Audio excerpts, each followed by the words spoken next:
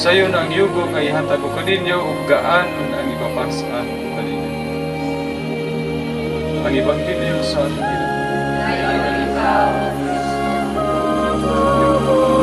nga ang kamatayon ug ang pagabanaw ni Jesucristo nga atong gisaulog karong adlaw.